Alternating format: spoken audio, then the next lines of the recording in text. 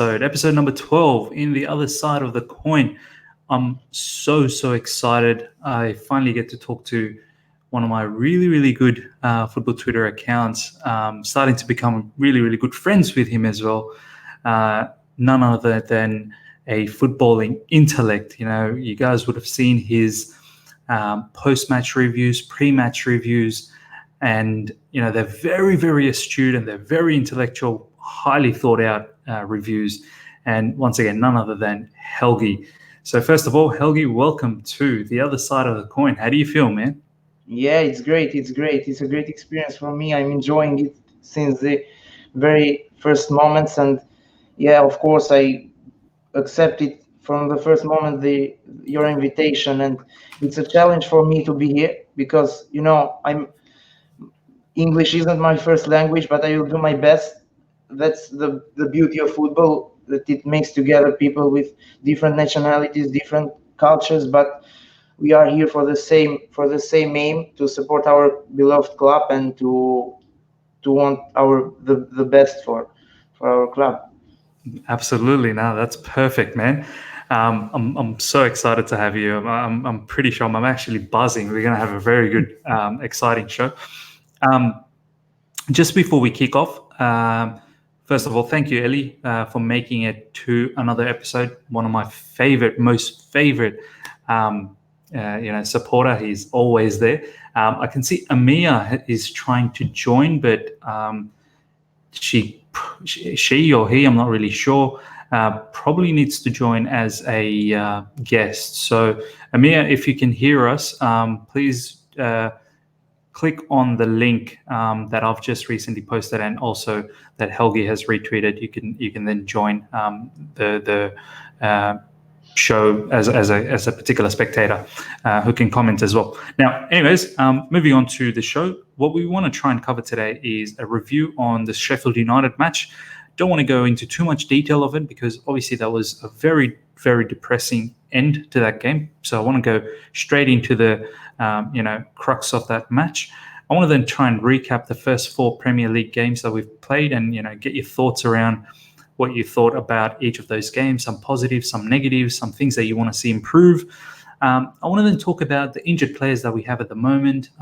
Which one did you think that you've missed the most, or that the team missed the most, and which one will, I suppose, create the most impact when they come back.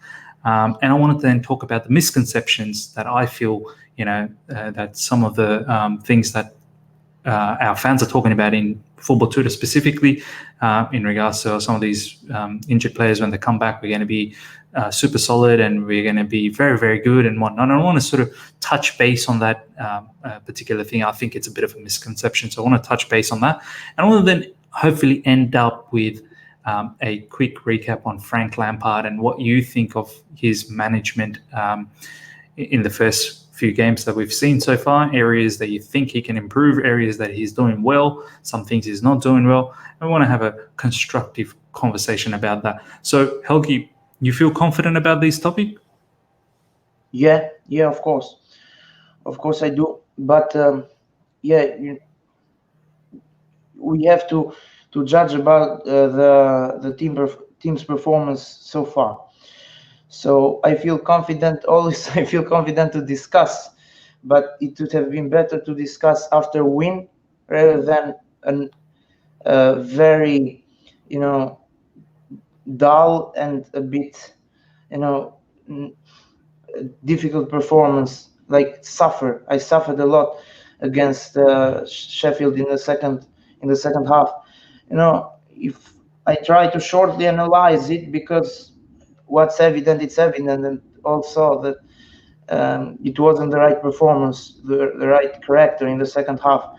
It's like, when you are 2-0 up, you should have the maturity to kill the games off, or to manage to at last keep that result. In the second half, we were like an engine of an old car. So when it switches off and you don't have the fuel, the diesel, to switch it on again, it was such a lethargic performance. And in this, because to explain it better, Sheffield didn't had actual chances. So they weren't all over the park to say that they dominated us, but our defense made the life difficult for us. And yeah, of course, I feel that mostly N'Golo Kante's absence affected our balance in the second half. Not only in this game, but also in the previous games. I will talk about that later. But when you are in a commanding lead, we weren't very impressive in the first half. But uh, when you have the opportunity to kill the games off, or at least keep the control of the game, you should do it, especially when the opposition, with all the respect, is from the championship and should have been a must win. But 2-0 up, we lose the balance, and the 3-5-2 becomes effective. They create overloads out wide, the strikers support, and in this way, we drop two very important points, and this draw should have been very avoidable.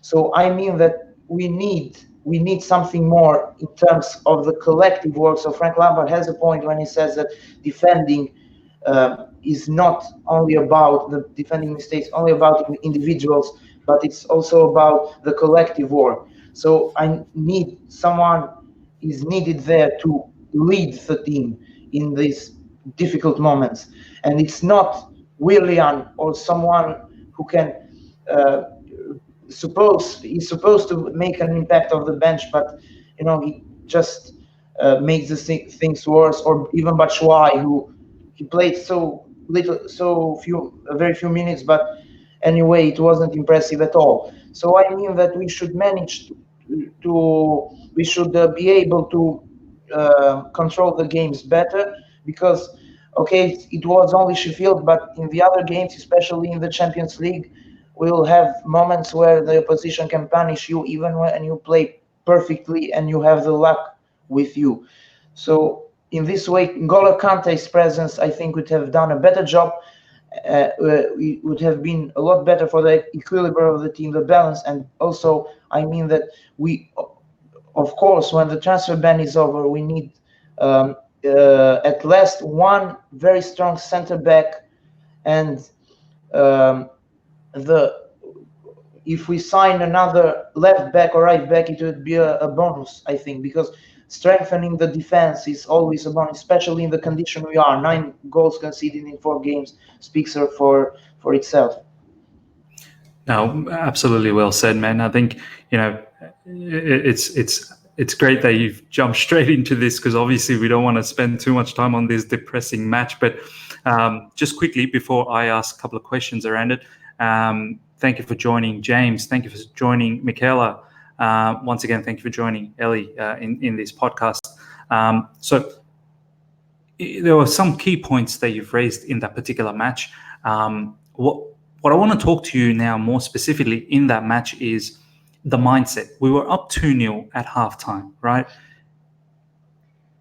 Second half starts and you think, okay, the hard work is pretty much done. You just either see off the match at 2-0 or go for the killer and get the third.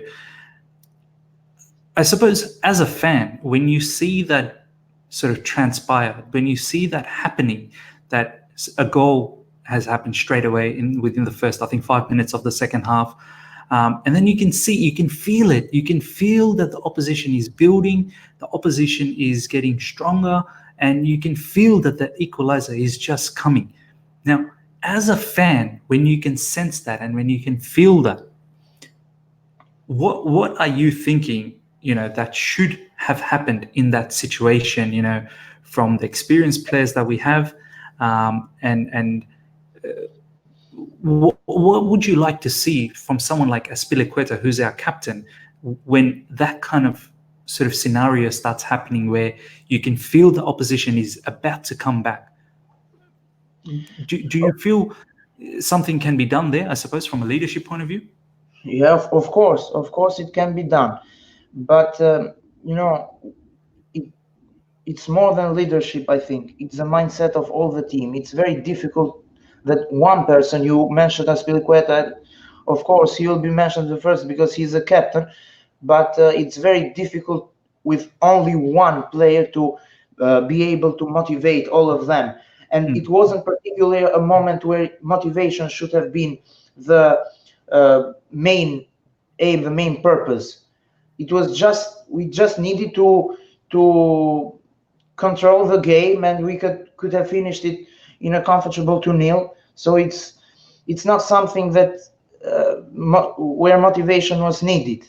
Particular motivation is always needed, but the players should have them in their before the game. They should be immediately motivated. It's not needed for the captain to motivate the team in a 2-0 lead at the start of the second half against Sheffield United at home, because you wonder what could happen in a Champions League night if the motivation becomes an issue against Sheffield at home. So I mean that you should have all the players to understand the importance of the game, the importance of the collective work, and in this way we should act together and create that core that will bring us success. But about Aspilicueta, I think that he at the moment he isn't in a position where he can motivate, because his performances have been below average, and I think that we can all agree about that. Someone who motivates is a player who can defend his actions with his own performances. With Aspilicueta, this doesn't stand. Both Sheffield goals came from his flank, and in this way, I think that he's one of the players I have loved in his time here for his the way he has, how good servant he has been to the club, the way he has contributed. He has switched positions. He was bought as a right back. He played for a lot of years under Mourinho, in the majority of his career as a left back, and then under Conte he went to the right again. So he was a very, very good servant, and I won't take the credit out of him. But it's a moment when you have to understand that a player isn't having a good time and should leave the spot. It's okay. It's like Ivanovic in the 15-16 season. It's giving shadows of it, and I agree to an extent, of course. But when you are able to replace a player who is underperforming, we should do it. And Lampard, in a way or another, is justified at the moment because he can't really replace him. When Reece James is back, I think that he should leave the spot to SB. And in this way, James can provide, as you said about the mindset, a bigger motivation. He doesn't need to be a captain, but he has that leadership skill. And these young players, I think, and I strongly believe that they feel it from inside, the importance of playing for this bench.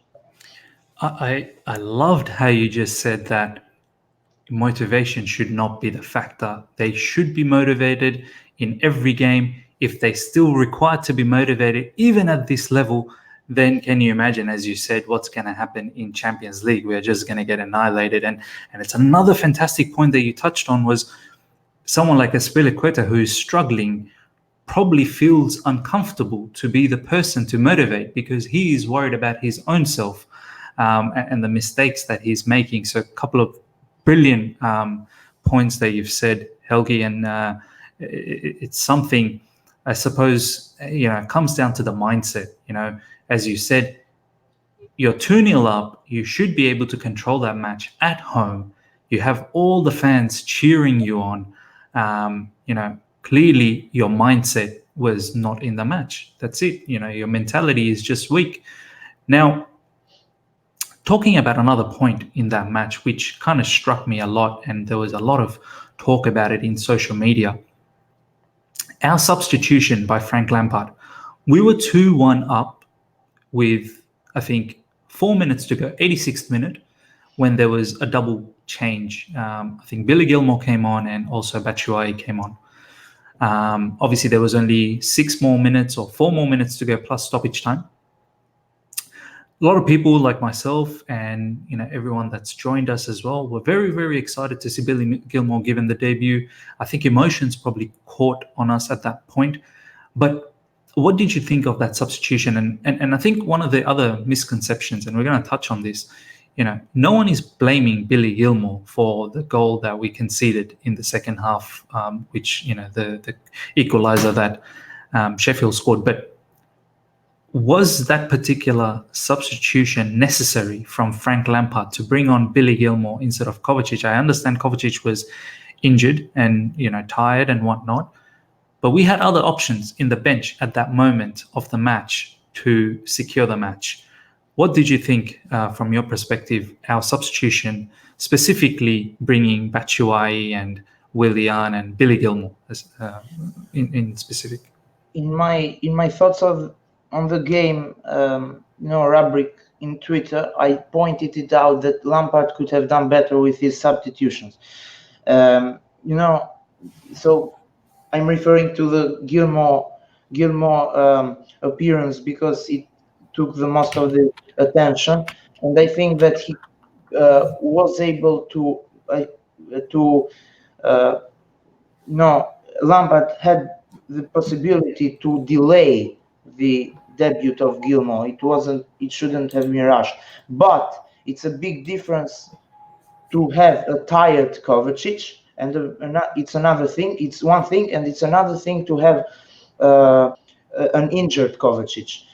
I don't think that Lampard could have. I don't know who could he play there instead Kovacic. Maybe it could just make a switch of the system, because we had Gilmore was the appropriate substitution place in the same position, but the others were, two strikers on the bench, Batshuayi and Giroud, which for me Giroud could have done better because of his defensive contribution and the physical presence he brings, the way he links up, and also his aerial abilities, which are very good. But this is another thing. It's difficult to discuss now after a draw. So in these circumstances, it's not the same.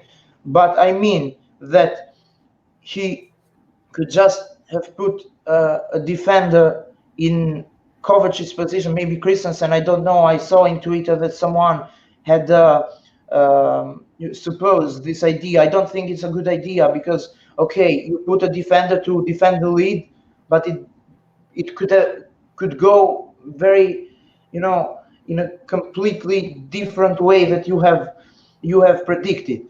So I mean that from one, it depends on the perspective, and the circumstances. If Kovacic limped when he was substituted, and I saw that, so Lampard, could have been also he could have been forced to do the substitution, and he could have done better. I won't criticize a lot this Gilmore part if it has been if Kovacic has been injured and couldn't, as I said, couldn't continue, because any one of the players in the bench could convince me to replace Kovacic in that position, but especially without N'Golo Kante on the pitch. But about the striker, I would propose that Giroud could have done better in defensive third than Batshuayi at that moment. It's not something that, I don't think the substitutions were, influenced a lot the game, or they were the main factor that we blew the lead away. But it could have done better, I know, but the striker thing is the one I have the most concern. The substitution of Tammy and Michi rather than the Gilmore, the chance he gave to Gilmore, because if it's forced, he doesn't have to he can't do anything else, I think, in this position. What do you think in terms of, hypothetically speaking, I suppose, if he had just changed the formation? Let's say he takes off Kovacic and he brings in Christiansen, he goes with a low block. There was only a handful of minutes left to defend. He goes with three at the back, with obviously Emerson and Azpilicueta would have been five, and he just pretty much, let's say, parked the bus to secure the points. Would that be looked too negatively at that point, just to secure 3 points? No, I personally, I wouldn't. But you see, when you give, an opinion about something, you should be aware that if that could be realistic or not. Lampard never tried a three at the back in preseason. He could try 4-2-3-1. Once I saw him play 4-3-3 and 4-4-2 diamond. So it's when you see that the manager doesn't have a particular formation in his plans, don't expect him to use it in the dying minutes to defend the lead when he hasn't practiced it. So we could have played low block for those minutes, but it depends on the perspective that manager has. In my opinion, if the manager wants the players to learn a particular style, to have an identity, even in difficult moments, he doesn't change completely his idea. We saw that last season again with Maurizio Sarri. He was often criticized not for changing the philosophy rather than for not changing the philosophy rather than for sticking to the same 4-3-3. But what he wanted to do is to give the team that shape in order to have a clear idea to play and to to have the same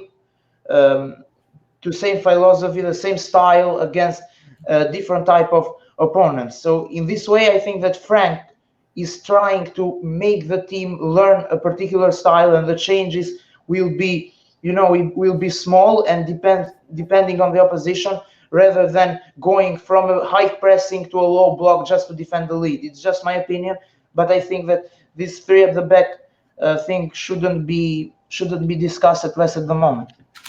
Yeah, absolutely right. I think it's a good point. That you make, that a manager that has not tried that particular formation before, it's probably not so comfortable to easily switch to three at the back and park the bus. He believes that this is the formation I've played. I'm making a like-for-like change, and I expect my team to see that out, which makes sense. I suppose it just didn't work out, and hopefully it does work out in the future. And hopefully we don't actually be in this situation in the future. Now, next thing I want to talk to you about is recapping the first 4 games that we've played so far. Obviously, Man United 4-0, Leicester 1-1, Norwich 3-2, and Sheffield United 2-all. Now, out of all these matches, what are some of the things that I suppose that you've disliked to see so far throughout this 4 games? Some of the things that you've liked as well to see, and some of the things that you think we can improve on.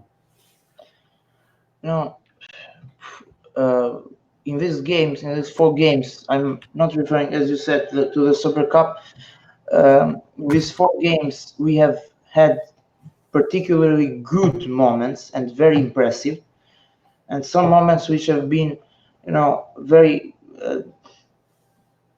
bad, or who have left me personally a bitter taste.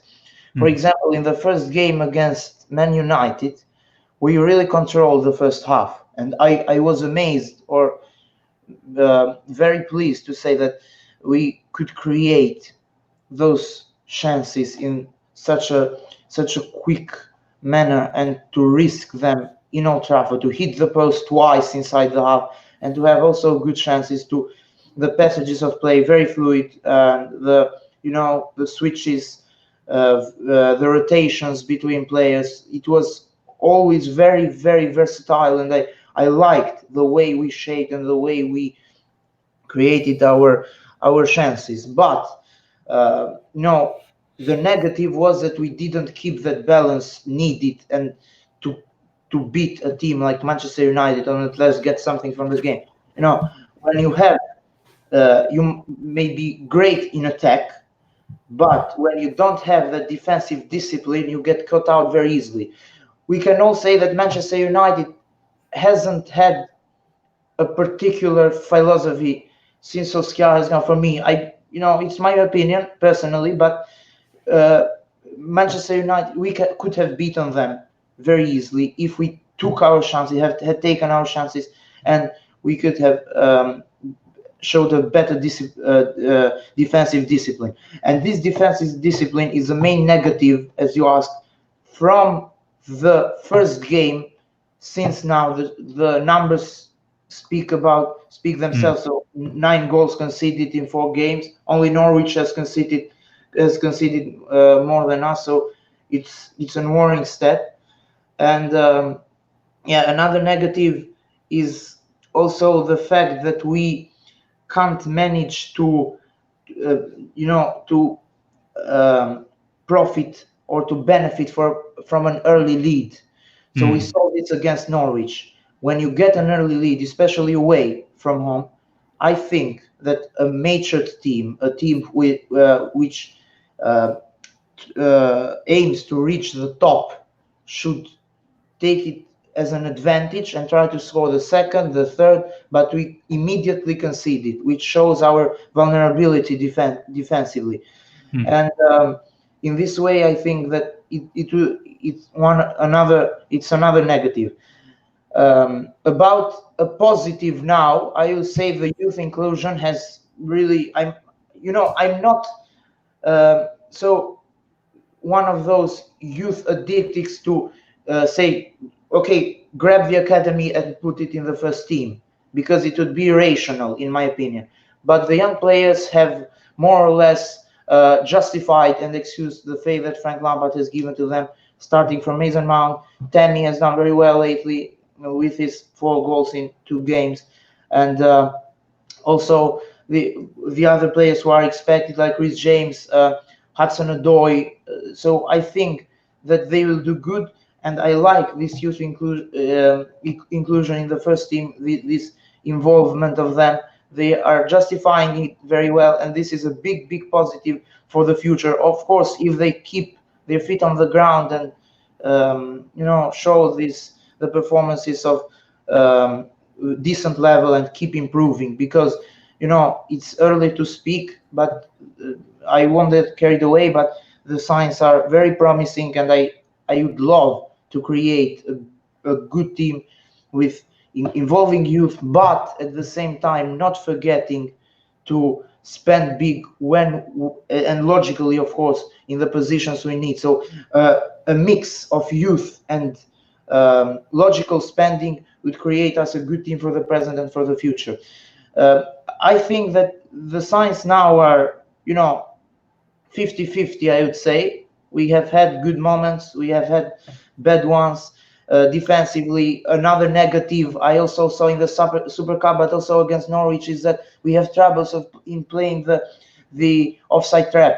Always 3 of the defenders at max will be more advanced, and one will be deeper, and this will cost us. It costed us in the both 2 goals against Norwich. It cost us in the partly Firmino's goal against Liverpool in the Super Cup, in Mane's goal. In the second Mane's goal, Zuma, I think, if I'm not wrong, kept Firmino outside. So this is a problem we should fix. But I'm pleased with the fluidity we showed, the way we create chances. We created over 20 chances, I think, against Norwich. And if we fix this defensive solidity, I think we'll be very good of course, in the short and long future. The signs are promising, but I want to see more from the team. I will be patient, of course. It's a transition season. We have all accepted it, but we should do better in some particular areas, and I think that we'll be decent when the transfer ban ends, of course, and should put faith to improve the positives and to remove all the negatives. No, well said. I think key things that you've said. Just quickly, shout out to Khan. Thanks for joining, and shout out to Ellie for all the comments. Thanks, Ellie, for that. The key things that you've mentioned, Helgi, and I agree with that as well. one of the biggest negative has been the defense. We constantly keep conceding goals. Obviously, we're not understanding how to defend as a team.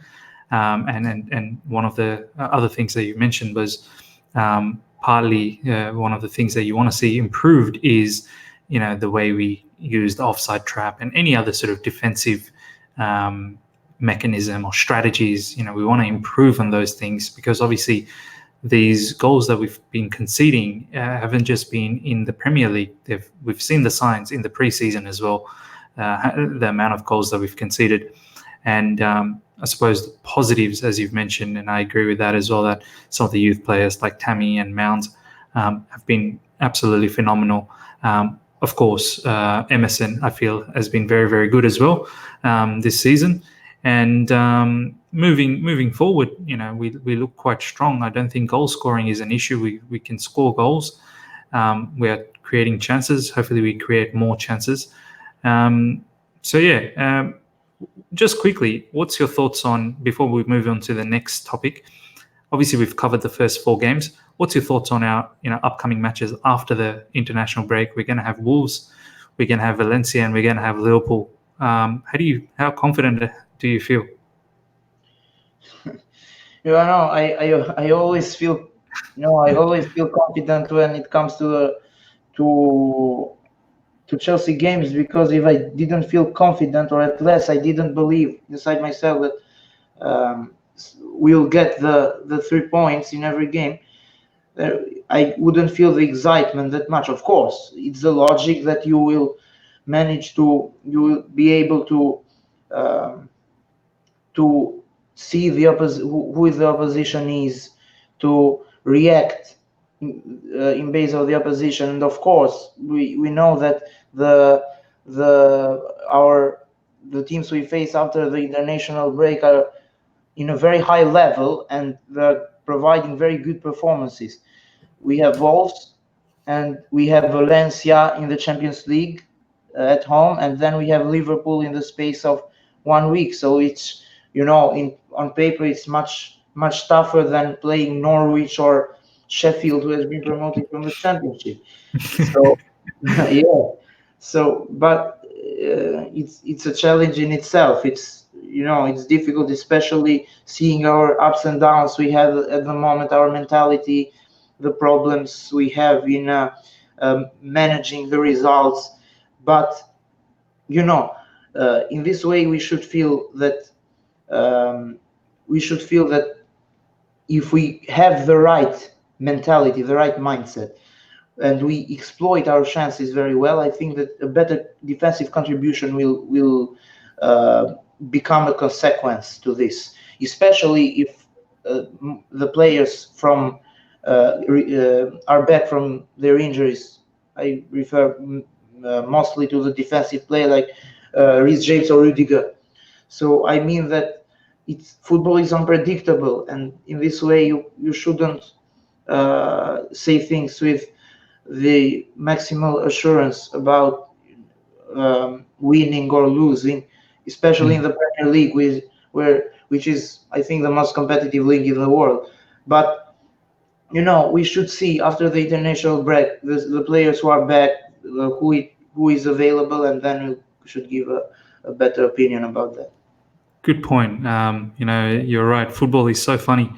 We as you said, we played Norwich, we played Sheffield United. We looked so shaky, but you never know. As soon as we play teams like Wolves and Valencia and Liverpool, we could look like $1 million. And as you said, the players that are coming back will definitely add to all of this. Just a quick recap on some of the comments. I want to just quickly read out. Eli has said, we create such a high volume of chances, which for a transitional period is very good, which is absolutely true. Khan has said, if the defense is as sloppy as it is, as it has been last few days, be prepared for a hard break against an aspiring side like Wolves. Khan, thanks for that positive note, mate. Hopefully we won't be in trouble against Wolves. But yeah, I do understand what you mean. Now, moving into the next topic, Helgi. Injured players that we have at the moment. We have Rudiger, we have Reece James, we've got Callum Hudson-Odoi, we've got Ruben Loftus-Cheek, Kante. Obviously now Kovacic has been included in this list. Out of all these injured players, who do you think you feel personally, and from a team's point of view, that we've missed the most? And who do you think, once the international break is over, there's talks about some of these players going to be back, who do you think will have a massive impact for our team? So 2 questions. Yeah. First of all, I will, in my answer, I will base in the actual situation we have. So defensive is the biggest worry. So I see the impact coming from defense, from the defensive players, especially from Reece James. It's a player I rate a lot. He is one of the most exciting prospects of our academy. He and Hudson-Odoi, for me, are those who have impressed me the most since I have started watching academy games. And I think that in the taking into consideration Aspi's form at the moment, his shape, his below average performances, of course, his defensive struggles and everything, he's becoming a big flaw to our system and to our game.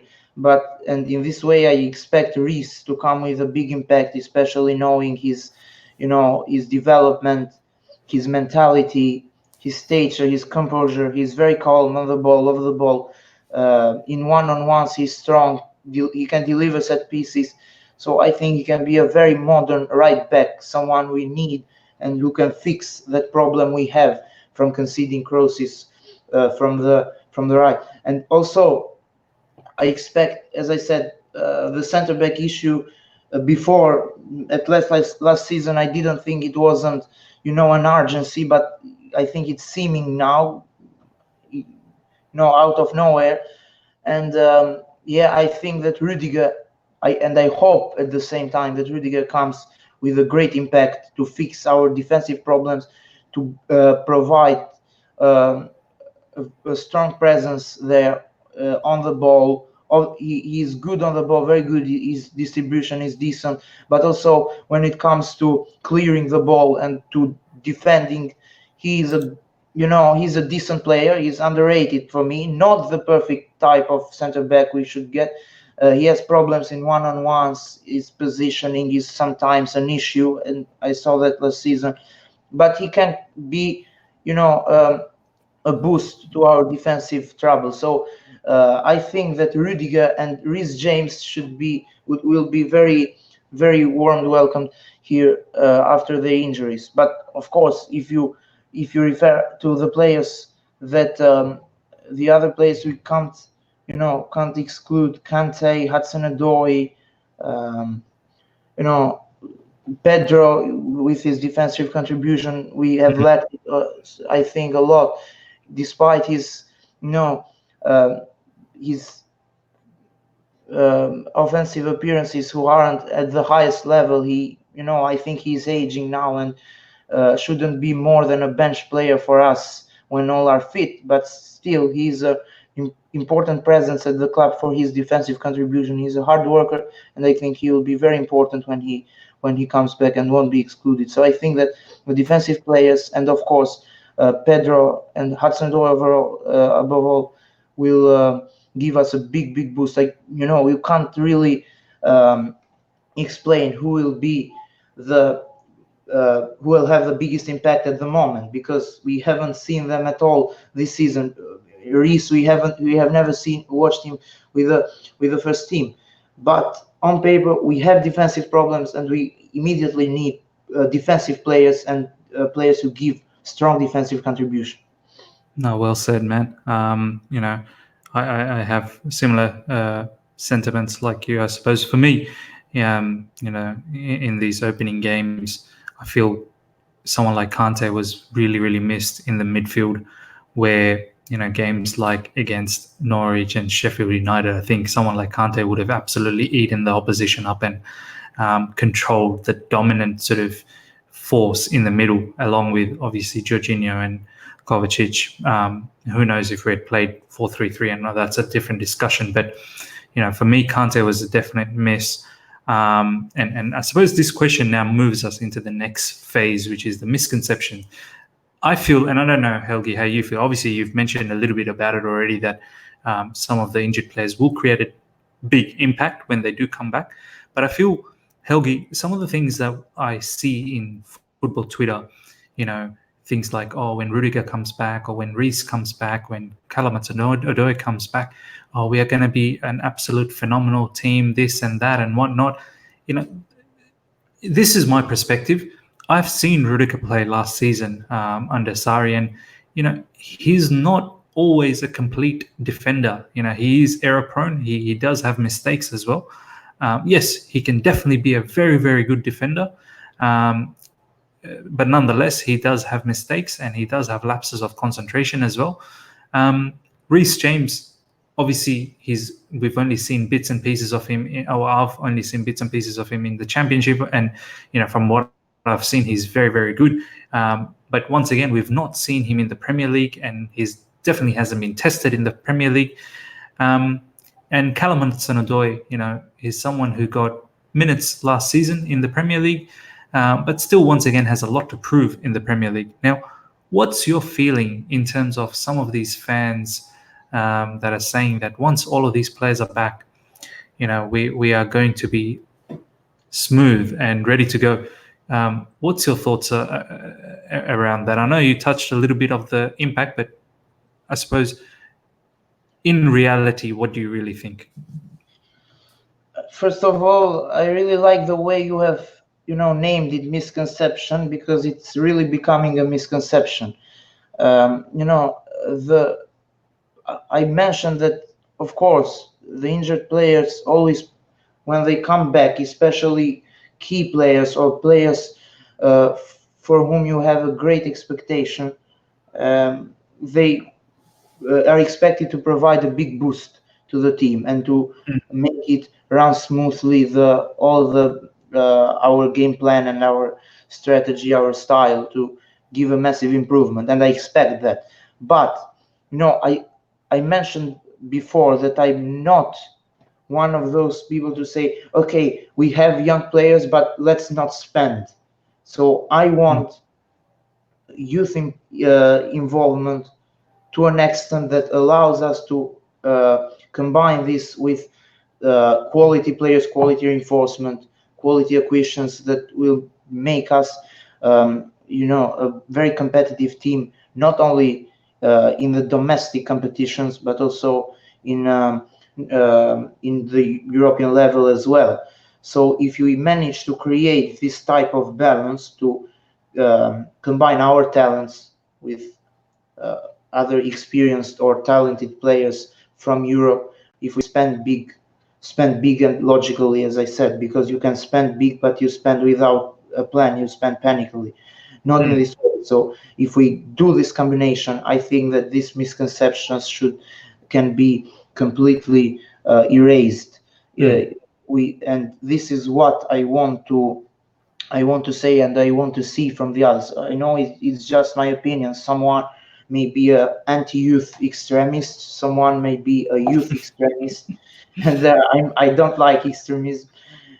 So if we manage to create a good mix, a good combination of this, our talented youth, of our hardworking youth, and also with other hardworking and promising, exciting prospects from Europe or from England, then we can create a very, very important and very steady team from the present and for the future. I have mentioned before that we need at last. I have discussed with you in Twitter. You asked me after an article of mine, if you could change any of the players from my best Chelsea lineup when the transfer ban ended.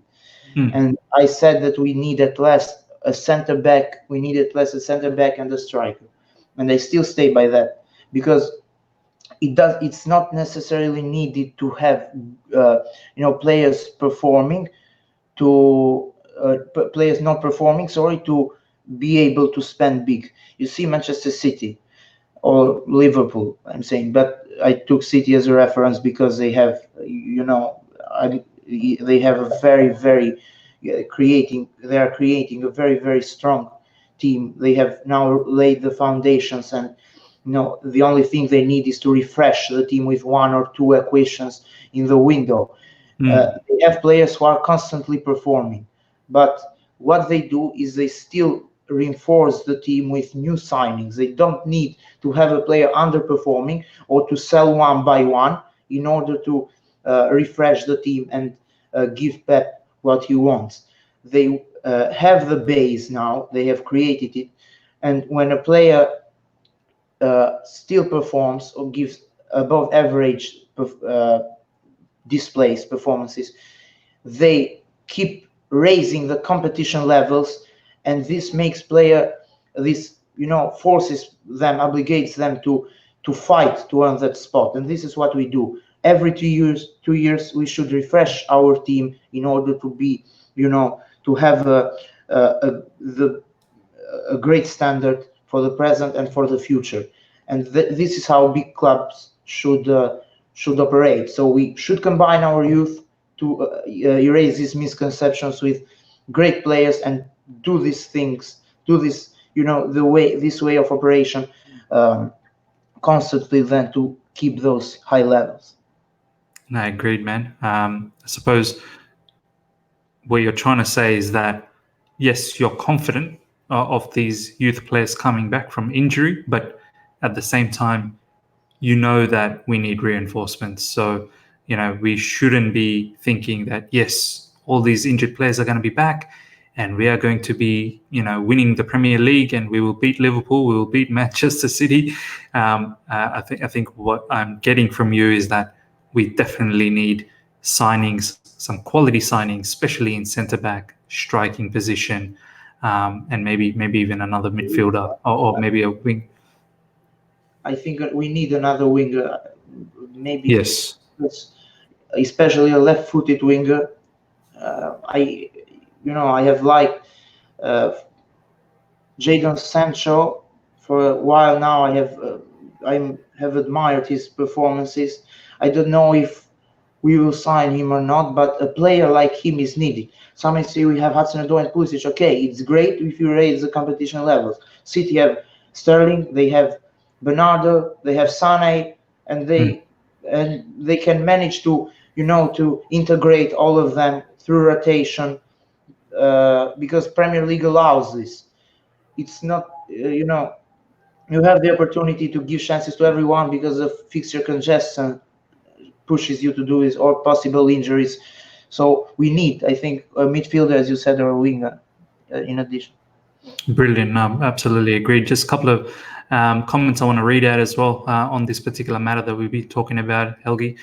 Eli has said, in my opinion, once all these current injured players come back, we will be better, but in no ways we will immediately be perfect. And they, at the start, I don't believe they'll be perfect as they are just coming back from injury. Khan has said, we keep forgetting that we have a new manager with different ideas, and keeping that in mind, I'm hopeful with the return of the injured players improving their overall performance. At the moment, we don't know what Lampard would assign these players in how to carry out the tasks. A case in the point is Kovacic, who evidently plays more freely than last season. So absolutely well said. Quick shout out to Alex Prosser. Thanks for joining, mate. He said Sancho is class, Mahrez, I'm not sure what he means there. I think he means he likes Mahrez. So that's great. Yeah, I used to like him a lot when he was at Leicester, but now he has been under the radar since he went to City. So I don't think we should be considered. Not a problem, but I wouldn't mind seeing him playing for Chelsea if there was ever an opportunity. But yes, Sancho for me is number one pick for the time being. Nonetheless, let's move on to the next part, which is the last part of the show. Frank Lampard. Now, we have seen him play. We have seen 5 competitive games, including the Super Cup. What do you feel him as a manager? Before I suppose you answer, I want to give my thoughts on him, and then maybe I can pose a more specific question to you. So far, what I've seen with Frank Lampard is he's definitely a very good speaker. I'm pretty sure he's definitely a good motivator. Some of the in-game management, I feel he could have done better. Specifically, let's say against Leicester, I feel he definitely saw. We could see as fans the match against Leicester. After 25 minutes, we were out of energy, and I feel something like a game like that, he could make changes quicker, bold changes.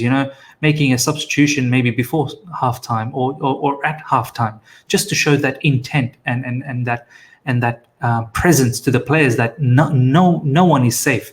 If you're not performing well, I'm going to substitute you out and I'm going to put someone else in. If you're not performing well. And then against, obviously, Sheffield United, I feel, some of the substitution, which I know you have a different take on it, but I feel he could have maybe tried something bold. But then again, as you said, these things are very easy to say, maybe not that easy to perform at times because they've not tried that thing. So in my opinion, with Frank Lampard, I feel like I don't want to see necessarily a textbook manager, because if that's what I wanted to see, then I would have kept Sarri. Sarri was a textbook manager. He had a plan, he had a strategy, and that's it. He stuck to that. I want to see Frank trying different things. I want him to experiment. I want him to confuse the opposition of some of the things that he's doing. That's my perspective. What's your take on him so far that you've seen? He has been first of all, I would say that his appointment, of course, raised a lot of contrary viewpoints. Somewhere, very welcoming to him. The club legend was coming. Arguably the best player in the club's history, was coming back now in a new role. He did, I think, well at Derby. So this is one viewpoint. He would bring Jody Morris with him, which was something that was never ignored. And also, in addition, his record with young players, and as you said, his motivational skills were highly appreciated at Derby. But on the other side, you had the opinion that he wasn't ready for the job. It was early for him. We could have seen him somewhere else, I think top 10 Premier League team before coming here.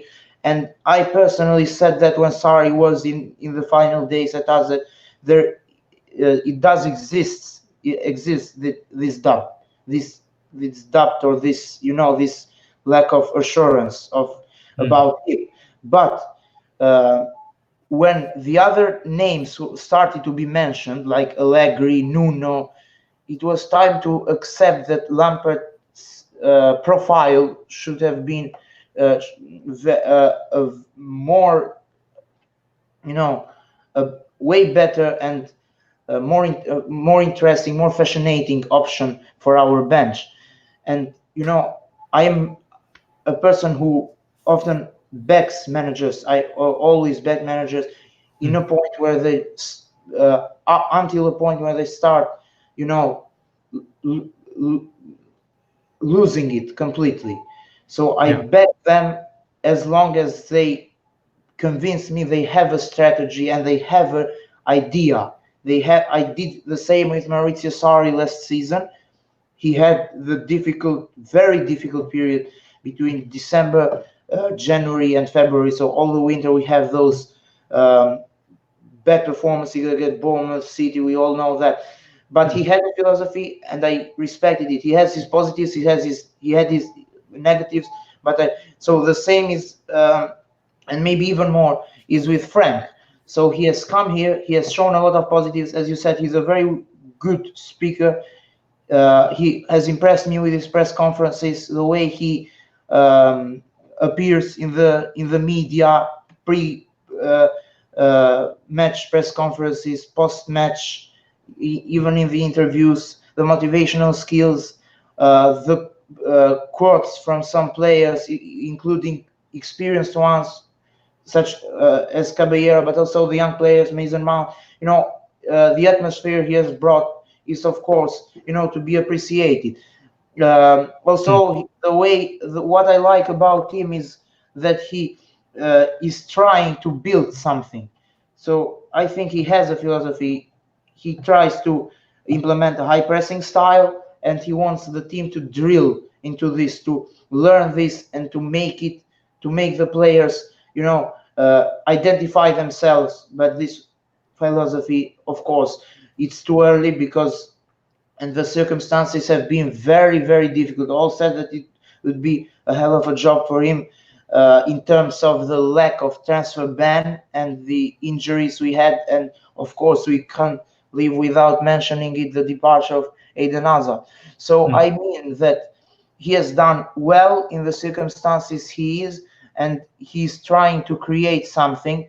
I see the signs of it. Of course, so far there have been sparkles, but and here and there the some positive and encouraging moments. But I think that when we get to the perfect shape, when the ban is over, when we have the opportunity to sign players, to reinforce, and of course when the time itself allows the idea of him to be allows his idea to be implemented better, because when with the time being the players learn it more by practicing it.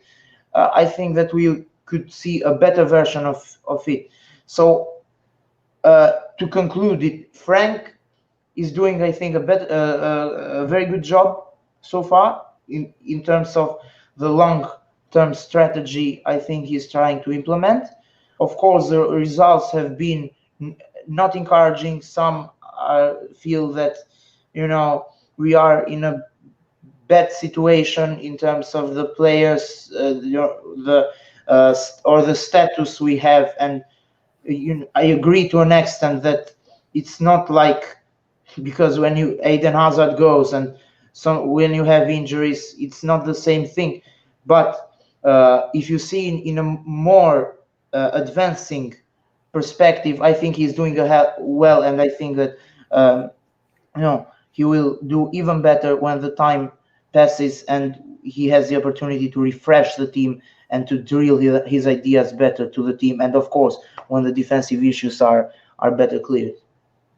Oh, well said, man. I think you're right. At the end of the day, that Sheffield game was the biggest, I suppose, the depressing moment in our fan base for the time being, and it's, I guess, somewhat reactionary for us to jump into conclusion, and I suppose it's understandable as well when you have a game like that. But nonetheless, as you said, he has a vision, he has a strategy. And once he gets the defensive line sorted out, the defensive area sorted out, and once some of these key players are coming back from injury, hopefully we can be a little bit more balanced. And as you said, hopefully that we do finish well this season, and then when the ban is finally over, we can purchase some players, and then we can start seeing the true side of Frank Lampard. Once the ban is over and he gets to buy some of his players, and really implement the plans that you've mentioned that he can hopefully implement in the future. Brilliant. Well, thank you so much, Helgi. Before we go, obviously, I'm going to allow you to have a moment with your followers. Have you got any sort of message to say to your followers? What are the things that you're going to be up to? I know you do a lot of writing. Sometimes I see your articles come out. Please tell us a little bit about your activities in social media, in football Twitter in specific, and what the followers can expect from you. Yeah, my activity, as you said, is mostly writing. I write about, like analytical arting or opinion articles. So I try to pose, different topics and to create discussions with them, through them. And I think that this is the best way to raise so podcasts or radio shows and writings are the best way to raise constructive debates and discussions, because only this way we will manage to exchange opinions about our club. And this is the main part of my activity. I also do threads in Twitter. The post match thoughts. I think some of my followers have seen it. I have started doing this since last year's preseason and kept this tradition. So it's a good way to discuss after the game, when all have the the picture of the game very clear on their head, and we can discuss about. I try to be as much in as in depth as possible, because I try to get every one of the players and give my, of course, short comment regarding their performance, positives and negatives. And also I try to, to create also when it comes also to the transfer situations, I raise polls. So occasionally, if you want to sign this player or not. And this is another, another in good way to and interesting, effective to make your audience discuss and share our opinions. Of course, I interact a lot, and I want to give all my help to those accounts to who start their activity in Twitter. They don't have a lot of followers, but the what I think that should be done by all the accounts is helping each other, especially when that person who has started the account seems a very, uh, intelligent person, and who deserves to be appreciated and to get to gain even more numbers. Also, to end it, I would say that the best one problem that we have in our discussions is that there are people who try to get attention, and sometimes they show clear hypocrisy with their tweets or with their discussions, just to bait the others, if we call it in this way. So this is I have always countered, and I've always tried to be as real in Twitter or in social media in my in my virtual life, as real as I am in my non-virtual life. And in this way, we can create a better profile for ourselves and for our capacity. No, absolutely well said, man. I think you've nailed it on those points in terms of the content that sometimes comes out from certain football Twitter accounts in social media. Whenever we do see great content, people that have large followings, should really do their level best to promote those content. And this is the only way that we're going to have far better content in our timelines, as opposed to, as you said, baiting and trolling and abusing. Should be a platform where people can share some genuine conversation, some knowledge, and really, really enjoy the experience of following our club. So, no, absolutely well said. And in regards to your thread, man, I love your threads. I was so impressed by your last match review of Sheffield United game. That was probably my most happiest moment of that game, by reading your thread. Everything about that game was absolutely rubbish, but that thread made me very, very happy. So thank you so much, because if anyone ever, if anyone is listening and they want to do match reviews or match previews, please have a look at Helgi's thread to get some idea, because that was fantastic. And your points on every single player was spot on, to the point. You didn't talk hours and hours and write a story about them. You kept it to the point, and it was very clear to the mind. So that's perfect. Well, Helgi, Man, thank you heaps for joining. And yeah, cannot wait to have you again. Hopefully next time, maybe you, maybe Matisse, maybe James, we can all four talk together in a group. And hopefully that will be a very exciting It would be experience. a great pleasure for me. Yes. It would be an honor. Nice. Well, before we go, thank you to everyone that has joined us. Eli, thank you again. Alex, Khan, Michaela, James. Don't think I've missed anyone else. That's about it. Thank you heaps. Hope everyone gets to watch this whenever they're free later on. And we will see everyone in the other side of the coin. Until next time. See ya.